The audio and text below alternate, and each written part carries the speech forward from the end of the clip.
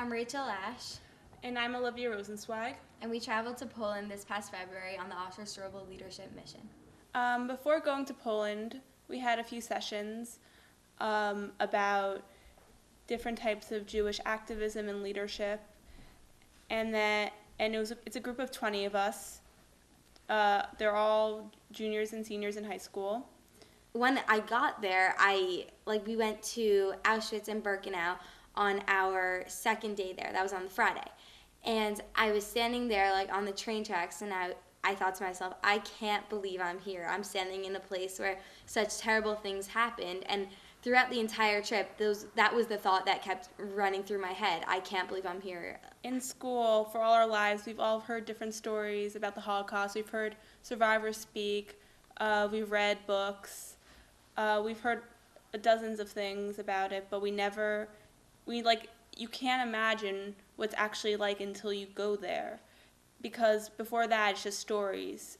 But once you go there, it's reality. The trip almost stimulated me, kind of made me, instead of being sad, it made me want to tell everyone about this and share my experience with people and kind of and pass on the memories so it's never forgotten. It was exactly what I imagined. There was snow everywhere. It was freezing. It was dreary. It was just shacks everywhere. The blocks or bunkers, whatever they call them. And we walked, it was there were the train tracks going throughout the entire camp, and it was massive. I think they said that you could fit 200 football fields in there. And that was one thing I didn't imagine. I imagined them being really tiny and crowded, but this was so spread out, and it was massive. I was overwhelmed by the size. I think my first thought when hearing about the Poland trip was I was just amazed at the opportunity to explore that aspect of our Jewish heritage, and to do so with the people we grew up with in Inglewood, in the memory of Oster-Strobel, was an incredible opportunity, really the chance of a lifetime. One of the nights in Poland, we went to the children's mass graves, and I think for me that was one of the toughest times for me emotionally. It kind of put things into perspective. The tour guide told us to take a few moments on the side and write a letter to your family members, and it really made me understand and make it more personal, the idea of losing a family member.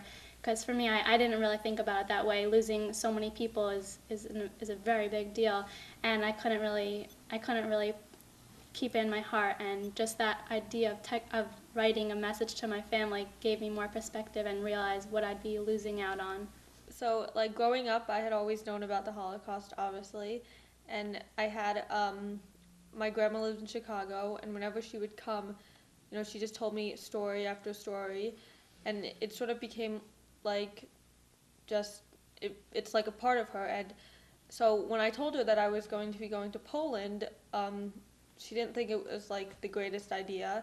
Neither did any of my other grandparents. But I'm really happy that I went, because it definitely changed me as a person. We went to a bunk that had rows and rows of thousands upon thousands of shoes that belonged to each individuals of kids ranging from ages 2 to 18 beyond.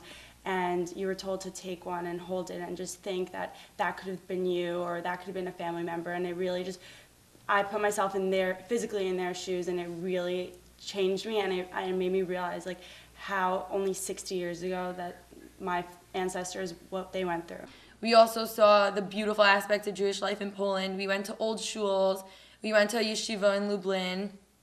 And I think we really just realized that Jews get comfortable in foreign places, but we just felt this tremendous pride and appreciation for the state of Israel, because we, living in modern times now, have somewhere that we can always go back to, and that wasn't a privilege that our ancestors had, and I think that really resonated with me going forward.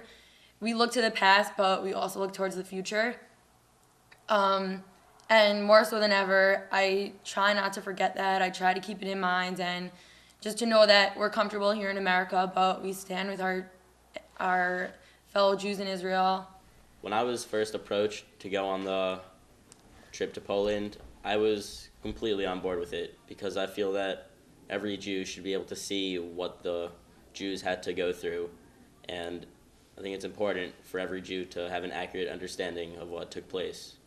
When people say that they're starving, it doesn't mean like you're actually starving like the Jews were in the Holocaust. It means that like you're just really hungry. But to be starving, you have to experience it the way that they did, and that's what I really took away from it. And like to use your words the right way. Going to Poland had a positive effect on me, and it made me feel proud to be Jewish and to go back to the Holocaust camps where many Jews were killed. What I took away from the Poland trip was not to save the Holocaust for Yom HaShoah only, but rather to apply all the lessons that we learned from Yom HaShoah and from surviving the Holocaust and apply that to our daily lives.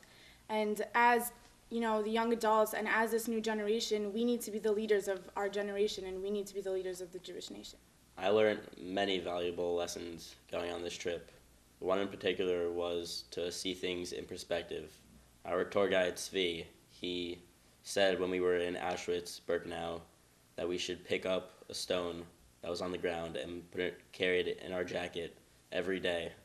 And if we're ever feeling that we're having a bad day, we should reach into our pocket and take out that stone, and you'll realize that you aren't having a bad day. And that was very meaningful to me.